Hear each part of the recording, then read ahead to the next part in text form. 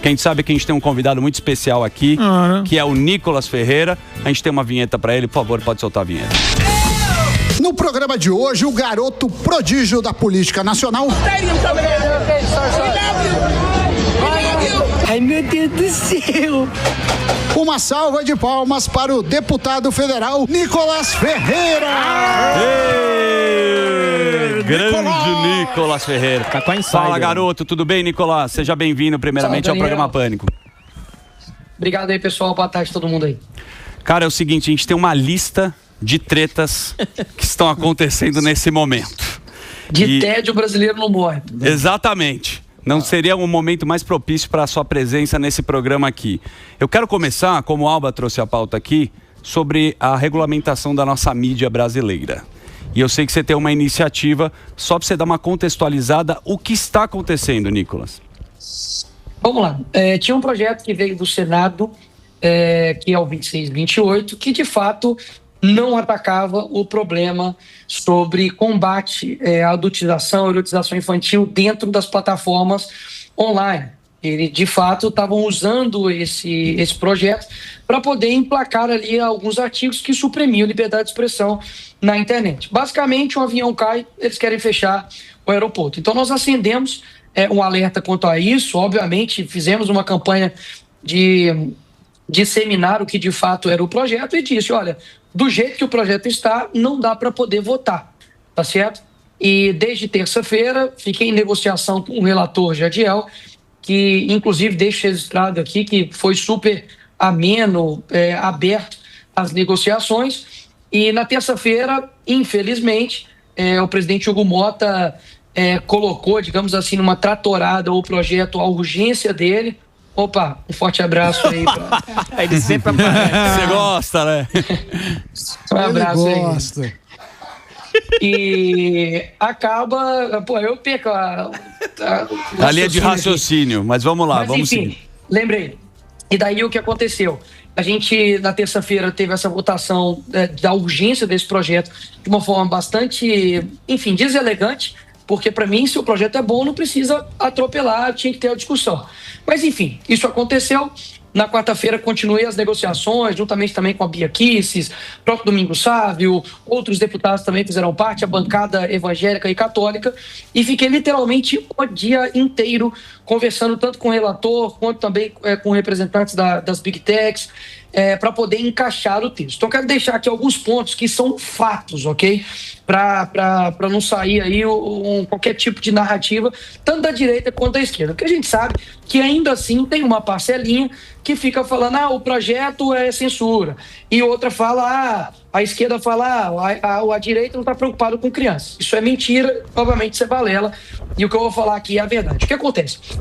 Anteriormente no projeto, qualquer pessoa poderia denunciar e notificar de algum conteúdo, por exemplo, ofensivo. Então ia virar o quê? Ia virar um bang-bang de denúncia. Eu ia montar um grupo para poder derrubar uma postagem, a esquerda ia montar um grupo para poder derrubar uma postagem, ia virar realmente uma guerra de denúncias. O que nós fizemos? A gente colocou legitimados para poder fazer essa notificação à plataforma, ou seja, a própria vítima, ou os pais, ou entidades de proteção de crianças e adolescentes, ou o Ministério Público. Então, a plataforma vai receber as notificações dessas legitimados e não de todo mundo. Como, por exemplo, um fake ou alguma outra pessoa que não, enfim, está denunciando por uma causa legítima, que é combate à erotização, mas está usando isso para poder derrubar a rede de alguém. Isso é o primeiro ponto que está no artigo 29. Certo. Segundo ponto, a gente tinha uma autoridade nacional, que ficava muito vago, subjetivo, e assim, quem que vai ser a sua autoridade nacional? Então a gente tira essa autoridade nacional no âmbito de derrubadas da conta, da plataforma, de suspensão das atividades dela aqui. E joga isso para decisão judicial, como já tá certo? E no fim aqui eu só vou falar qual que é o problema que a gente tem, que é... Pode ir, manda bala. É complicado, mas é um sintoma de uma doença que o Brasil tem.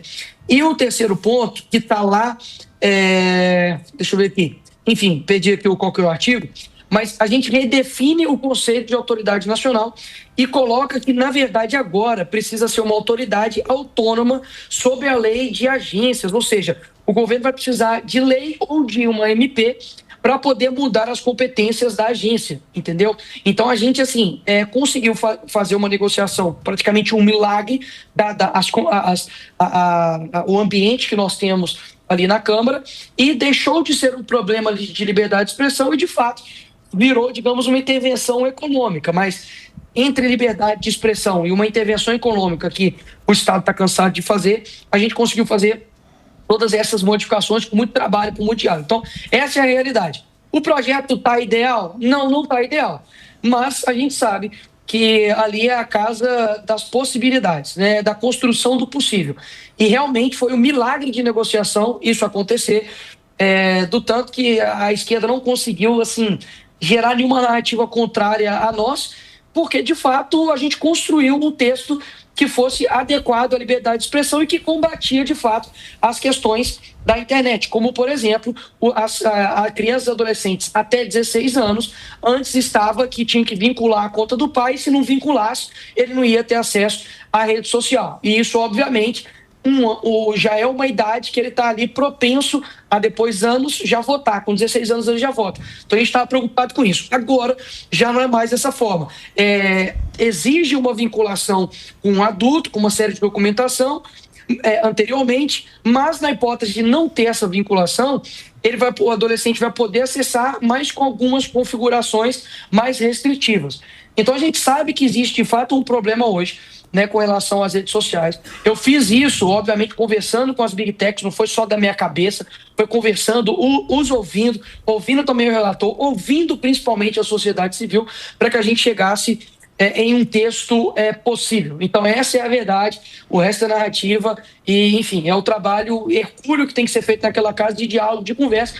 Caso contrário, a gente fica só naquela briga de narrativas. O projeto é isso, o projeto é aquilo, para poder, enfim, ganhar repercussão na internet, e isso daí não é minha intenção. O trabalho interno é algo completamente diferente, mais difícil de fazer. Ô, Nicolas, o projeto inicial, ele não tem decisão judicial, seria o executivo que determinaria essas punições para os perfis. Exatamente, e agora nós mudamos o conceito de autoridade nacional para uma autoridade autônoma administrativa. E aqui que está o ponto que eu falei da dificuldade. Isso mostra que nós não temos, infelizmente, instituições ou autarquias ou agências que esteja sem a mácula, sem o vício da interferência política. Então, assim, querendo ou não, a gente jogou para ter decisões judiciais. Só que, se a pessoa for recorrendo, pode cair, por exemplo, no STF. O STF, através da pessoa do Alexandre de Moraes, que derrubou o X. Percebe que não tem para onde, digamos, correr? Se a gente coloca numa agência, essa agência, as pessoas que estão lá, elas são indicadas pelo presidente da República. Então, assim, vai ficar com o Ministério Público, mas no Ministério Público a gente sabe que uma parcela também vem de pessoas que vêm da universidade, com diversos vícios ideológicos de esquerda. Então a gente fala assim, e aí, o que a gente vai fazer? Nós vamos deixar para se autorregular? Talvez seria o ideal, mas isso nunca ia passar. Então a gente precisa, assim, digamos, dar uma saída para que a coisa fique ajeitada. E por fim, sobre esse tema, a gente conseguiu incluir no artigo 37, parágrafo único, a seguinte questão: a regulamentação não poderá, em nenhuma hipótese, impor, autorizar ou resultar na implantação de mecanismos de vigilância massiva, genérica ou indiscriminada, vedadas as práticas que comprometam os direitos fundamentais, a liberdade de expressão, a privacidade, a proteção integral e o tratamento diferenciado dos dados pessoais de crianças e adolescentes. Ou seja, por este parágrafo aqui, você consegue blindar, de fato, a liberdade de expressão. O que não significa que eles não possam utilizar aqui uma interpretação dessa lei para poder nos ferrar. Sabe por quê? Porque eles usam a própria Constituição para poder nos ferrar. Perfeito. Então, A dificuldade não é muitas vezes o texto da lei, é quem o interpreta. A dificuldade não é no carro, está em quem dirige o carro. É subjetivo, né? Porque o que acontece é, pegaram a pauta que viralizou, né? Sim. Da adultização, de tudo, que já era falado inclusive com a Damares e ninguém dava bola, né, Nicolas? Faz muito tempo em Sim. relação a isso. Todo mundo concorda, né, que é crime a pedofilia, só que aproveita uma pauta, né, e aí não deixa a lei clara. E aí vai se beneficiar o governo, porque Sim. ele vai ter uma narrativa. E a gente sabe o engajamento que você tem em rede social e é uma ferramenta. Então, através dessa narrativa, que eles pegam a pauta, Samidana, e por isso que você está tão preocupado, correto? Daniel, a realidade é essa, é de que eles queriam pegar uma pauta genuína, justa, e que há muito tempo é falado por diversas pessoas, como, por exemplo, o Magno Malta, que presidiu a CPI da pedofilia no Senado, a própria Damares. E eu quero lembrar só de algumas coisas aqui. Primeiro, a esquerda debochou dos casos de denúncia da Elite Marajó, inclusive foi processada por isso. Na época que saiu o filme O Som da Liberdade, que denunciava exatamente casos de tráfico sexual infantil e de adolescente, também promoveram cancelamento. Na época que ocorreu o peladão do museu lá, né, que era uma coisa artística, que uma criança tocando um homem nu, defenderam em rede nacional, na Globo, que nós já passamos aqui, que era uma arte. Então, no mesmo dia, para vocês terem ideia, eu estava relatando um projeto na Comissão de Educação que combatia a erotização dentro das escolas, porque a gente tem visto um monte de professor colocando vídeo pornográfico dentro de sala de aula, de professor usando da sua posição hierárquica para poder colocar conteúdos eróticos dentro de sala de aula, professor, inclusive, que fez alunos se beijarem, né, para poder tirar ponto, para poder ter pontos dentro da sua matéria. Ou seja, isso é um caso e combate a erotização também dentro das escolas. Adivinha quem estava obstruindo, tentando parar essa votação? A esquerda. Então, assim, a gente enfrentou, foi 5 horas de comissão ontem que eu fiquei lá, da educação, e graças a Deus a gente conseguiu aprovar o meu relatório, que gera não somente uma questão de punição para quem fizer isso dentro das escolas, mas também fazendo campanhas de conscientização juntamente com o governo, porque eles falam isso, né? Vocês não fazem nada para prevenção. Mentira. Tem também um outro projeto também, o 3889, que também inclui um artigo no ECA para poder punir de 5 a 8 anos quem divulgar, promover, filmar a questão de erotização infantil. E esse projeto, eles também não estavam de acordo. Então, assim, é muito claro. Eu não quero aqui nem dar outros exemplos para talvez não expor aqui talvez a rede Pânico, mas a gente sabe que outras emissoras aí já abarcaram diversos outros artistas que inclusive já fizeram filmes pornográficos com adolescentes. E a esquerda em completo silêncio. Só quero deixar isso aí registrado.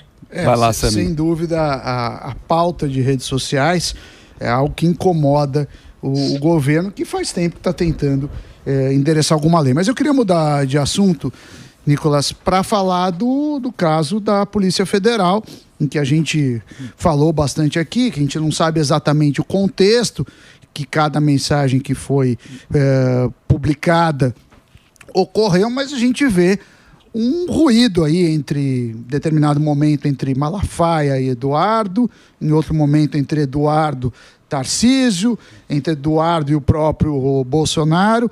Eu queria saber, na sua análise, teve alguém que está indo por um caminho que você achou que não está legal, sendo um cara de direita, ou isso tudo faz parte do jogo, é o calor da emoção? Como que foi sua leitura? Primeiro ponto é que, antes de comentar sobre o conteúdo do que foi vazado, por que isso foi vazado? Porque é engraçado, né? Não vaza-se mais áudios e filmagens de corruptos, né?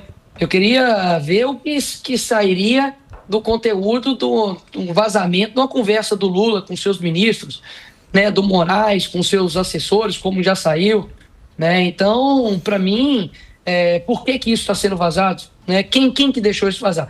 Quem está tomando conta do inquérito, que é o responsável, que é o ministro Alexandre de Moraes. Logo, no dia que eles sofreram uma derrota gigantesca ali na CPMI do INSS, que a gente toma a presidência e a relatoria. E literalmente...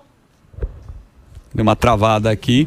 Aí, ó. Estamos nesse momento com o Nicolas Ferreira. Falou alguns nomes aí, você viu? Não? E a pergunta do Samidana é da treta que teve do Malafaia. Do áudio vazado. Do áudio vazado. Se tem alguém que tá vacilando ou se foi tudo calor do momento. E ele tava falando o contexto, que ontem foi uma vitória da oposição em relação à CPMI, e aí ele tá falando, pô, será? Pelo que eu entendi, ele tá falando que talvez foi uma cortina de fumaça. Ele tava falando sobre isso. Correto, Nicolas? Travamos de novo.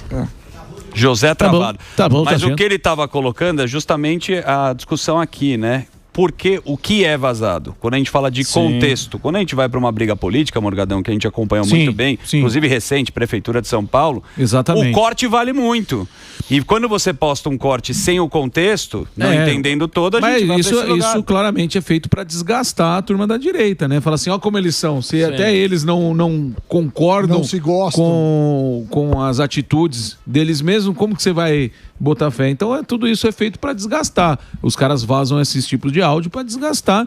E agora, contexto ou não contexto, se constrói a narrativa. A gente viu que foi dito isso, né? Você constrói a narrativa, o presidente falou, você constrói a narrativa do jeito que você quiser, é isso aí. Exato, e o Malafaia, né, Malafaia você tá nervoso, mas você tá ao mesmo tempo, querendo que peguem seu celular, pelo que eu percebi. Todo mundo. Pô. Eu não devo nada a ninguém. Pode pegar o meu celular, eu dou a senha. E outra coisa, 7 de setembro a gente vai dar a resposta. Vai lá, Nicolas. 7 de setembro. Chama o Nicolas Malafaia. Eu escrevi o prefácio desse menino. Eu sei muito bem que é um garoto de Deus. Ele voltou, tá travando. É Satanás que tá rasgando aí nesse modem. Diga lá, Nicolas. Careca que deu uma travada aí, mas vamos continuar. Basicamente, ou seja, o que eu tava querendo dizer é que me questiono, né, o porquê que não vaza as conversas das pessoas que estão envolvidas, né, no escândalo do INSS. Como que não aparecem imagens, né, do dia 8, do aeroporto de Roma, as conversas, né, do Adélio. O Adélio nunca conversou com ninguém, né, nunca teve celular, enfim, isso é o primeiro ponto. Com relação ao conteúdo, meu amigo, como que eu vou, digamos assim, querer dar um julgamento a respeito de uma conversa privada de alguém? Lógico, eu tenho meu julgamento aqui privado, eu vou manter no privado para poder não expor ninguém a respeito de uma mensagem, talvez do Eduardo ali com o seu pai, do Silas Malafaia, o tom que ele estava falando com o Bolsonaro. Meu amigo, privadamente a pessoa conversa do jeito que quiser com o outro. A questão literalmente não é essa. A questão é que os atritos que ali aconteceram, seja do Eduardo com o Tarcísio, do Silas com o Eduardo, são atritos que só mostram que cada um tem independência. Que o Silas Malafaia é um cara independente de chegar e de cobrar quando acha que está errado, de falar o que ele acha que está certo. O Eduardo também da mesma forma com o pai dele com ele, enfim, relacionamento familiar. Ah, Nicolas, você concorda ali com o que o Eduardo colocou ali com o Bolsonaro com relações ali aos xingamentos e tudo? Obviamente que não, isso não vai ser meu papel. Mas assim, é ele com o pai dele. Eu não tô na posição de ser analista de conversa privada dos outros, sabe? Principalmente entre um pai e um filho. Então eu só acho que a visão que muitas pessoas precisam ter, e as pessoas obviamente estão tendo, é de que por que isso foi vazado em um dia que coincidentemente foi de perda para o governo e na CPMI do INSS, por que a Polícia Federal não está indo atrás realmente de criminosos e está querendo incriminar os caras por obstrução de justiça, de golpe. Poxa, aprenderam com a caderneta bíblica do pastor Silas Malafaia. Então, peraí, o que ele falou é verdade. Já aconteceu isso, inclusive, com um padre anteriormente, com relação ao dia 8, fizeram busca e apreensão na casa dele, não acharam nada, inclusive pegaram também questões religiosas dele ali, e agora em cima de um pastor. Daqui a pouco não vai sobrar ninguém, amigo. Perfeito. E você atentou muito bem, né? A CPMI agora do INSS, que todo mundo aguarda, eu sei que você também tem a relação, como você já falou na última entrevista aqui, acaba criando uma cortina de fumaça, depois de 90 bilhões aí desse escândalo, porque tudo é timing na política. E a gente quer saber como é que vai funcionar essa CPMI e se o Centrão está articulando também, que eles fazem isso com muita habilidade. Um ponto eu não sei se vai, digamos assim, nós até quando a gente vai ter essa superioridade dentro da comissão. Não estou dizendo que eles vão conseguir tirar a presidência ou a relatoria. Mas, amigo, os caras conseguem, enfim, transformar um analfabeto em presidente. Então, eu não duvido de nada do que eles possam fazer ali naquela comissão. Mas o ponto Alfredo Gaspar, que vai ser o relator, é um cara extremamente competente. Senador Carlos Viana, espero também que ele faça um bom trabalho, já deu posicionamentos firmes com relação até mesmo ao impeachment do Alexandre de Moraes, então espero que ele realmente faça uma investigação bem séria sobre as fraudes do INSS e chame os responsáveis, né? O irmão do Lula, as pessoas ali da CONTAG, que foi responsáveis pelos maiores descontos indevidos no INSS, enfim, ministros que estiveram relacionados naquilo dali, o próprio Carlos Lupe, e assim, tem uma surpresinha aí, vamos ver se eu consigo uma vaguinha agora nessa CPMI do INSS para dar um foguinho aí nesse time aí, pra gente ajudar a investigar esse roubo aí. A gente tá torcendo, fala aí, Albeta. Ô Nicolas, o próprio Malafaia, né, no depoimento dele, ele falou do 7 de setembro, falou que o 7 de setembro vai ser gigante, a resposta vai ser lá. Vocês esperam uma manifestação à altura de todos esses acontecimentos, uma resposta a esses acontecimentos com essa manifestação de 7 de setembro? Olha, a direita ela costumou fazer manifestação só assim, gigantesca, né? E eu acho que momentos assim de manifestações gigantescas muitas vezes acontecem quando a sociedade está em eclosão, quando acontece um fato, enfim, muito de unidade, né, que une muitas pessoas, como aconteceu, por exemplo, na época da Dilma, de Copa do Mundo, enfim. Independente de quantas pessoas estiverem, Alba, as pessoas precisam compreender que a rua hoje é da direita. A esquerda não consegue colocar nenhum terço de pessoas que a gente colocou em nenhuma das manifestações, seja em São Paulo, Rio de Janeiro, aqui em Belo Horizonte, até mesmo em Fortaleza, lá na Bahia. Enfim, a gente colocou milhões de pessoas nessa última manifestação nas ruas de todo o nosso país. Então eu espero que sim, de fato, a gente consiga tomar as ruas mais uma vez, mostrar não somente a nossa indignação, mas que nós existimos, estamos aqui, que nós estamos posicionados, e fazendo dessa forma, a gente está fazendo exatamente o que eles não querem que nós façamos. E é exatamente por isso que eu faço. Porque se eu te perguntar para você que talvez fique assim, será que eu vou para a rua? Já fui tantas vezes, é claro, já fui várias vezes. Agora, se eu te falasse com você, olha, o Lula, ele não quer que você vá para a rua. É lógico que você vai, poxa. O Alexandre de Moraes quer um monte de gente de vermelho, de esquerda na rua, o apoiando, ou milhões de pessoas de verde e amarelo na rua denunciando as violações de direitos humanos dele para toda a rede social e para todo mundo. É claro que a segunda opção é a que ele não quer. Então, por isso, obviamente, estarei também no dia 7 de setembro nas ruas do Brasil. Não sei se eu vou estar em Belo Horizonte, depois vou para São Paulo, mas pode ter certeza que, mais uma vez, aprendi com o Olavo, ser cristão é fazer o certo sem esperar que dê certo. Nosso papel é a gente continuar e não desistir para esse pessoal aí, ó. Aprendeu bem, boa. Ô, Nicolas, você sabe que o Nicolas, ele tem pouca idade, mas muita elegância, né? E você vê que ele tem uma compostura política que falta muito, inclusive, para os nossos outros políticos. Inclusive, por isso que a gente está dando essa audiência nesse momento. Mas falando sobre pautas, e a última bem factual, que foi a relação do Hugo Mota, que a gente viu lá toda aquela bagunça que aconteceu, muita gente se decepcionou. Eu quero saber, afinal de contas, qual é a pauta que vocês vão lutar agora com a direita? É a anistia? É o foro? O que vai passar? Porque tem que escolher uma. E a gente sabe que os políticos têm muita habilidade para dissolver quando você tem alguma coisa para lutar. Então, vão ser alguns passos.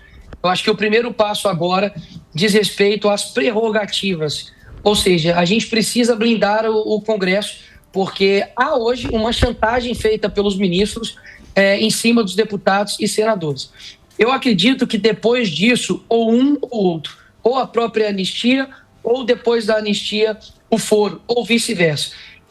Quem dera se o desejo de mudança refletisse na velocidade que a política tem ali em Brasília, mas não é dessa forma. A velocidade da política não é de acordo com o nosso desejo de mudança, infelizmente.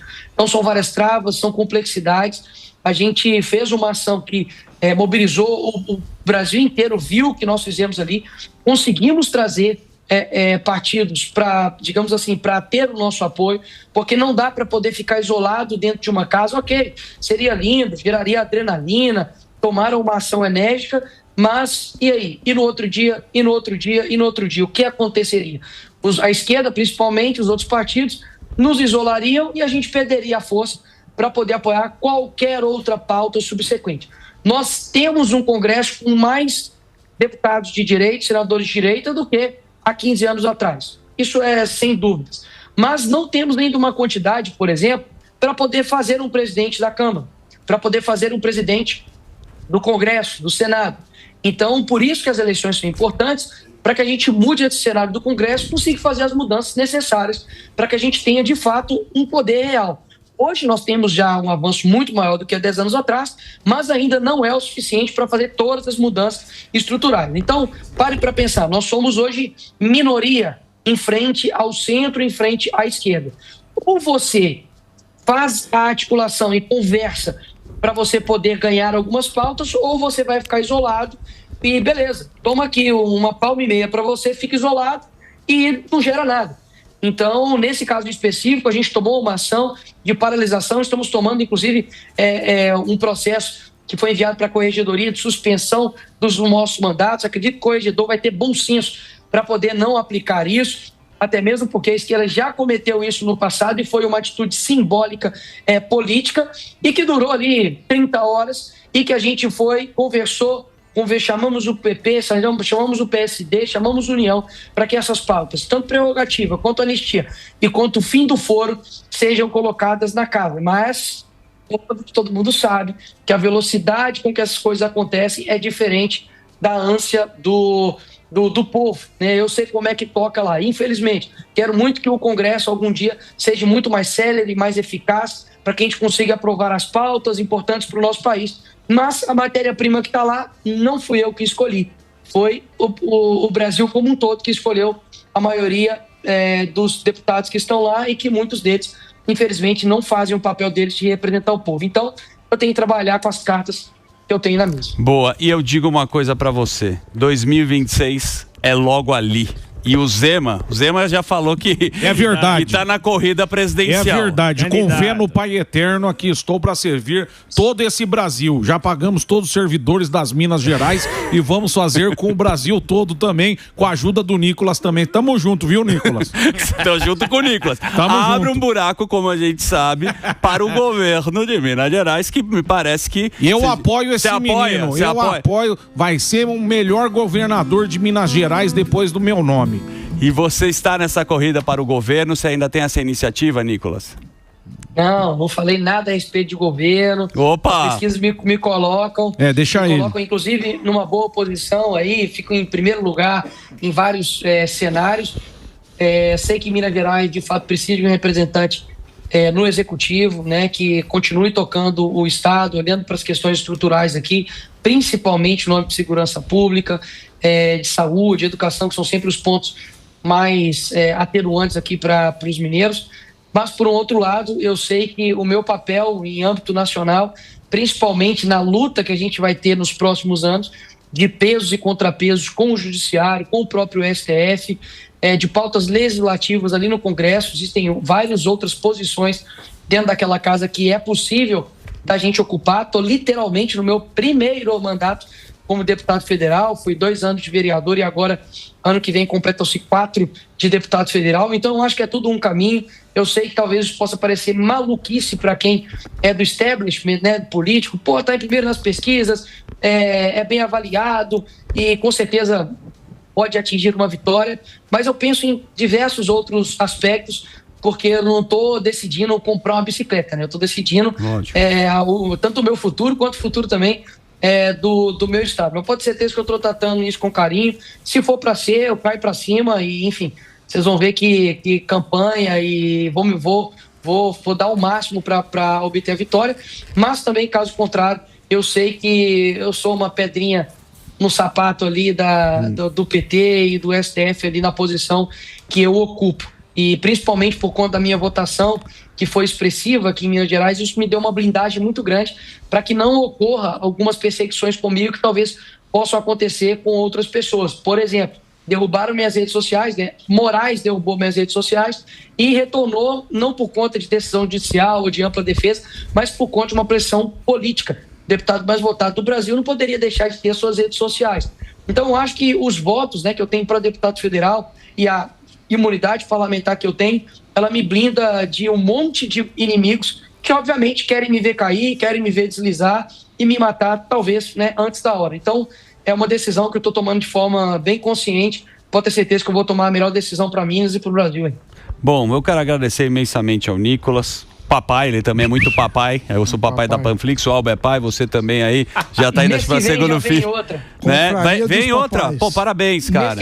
Deus abençoe aí você. Parabéns para sua esposa aí. Muita coragem aí que você tem na luta política. A gente, né, gosta muito da audiência, como eu falei aqui, tem um enorme carinho por você. Eu sei que você tem que também trabalhar em outras coisas, não é só dar entrevista pro programa Pânico. Então, muito obrigado, Nicolas. Boa sorte aí. E vamos depois ele volta para contar o que vai acontecer com a CPMI do INSS. Valeu, garoto! Combinado. Valeu, Daniel. Valeu a todo mundo do Pânico e Deus abençoe vocês. Valeu, amém. Este é Nicolas Ferreira trazendo as últimas informações que coisa, hein? Da nossa política.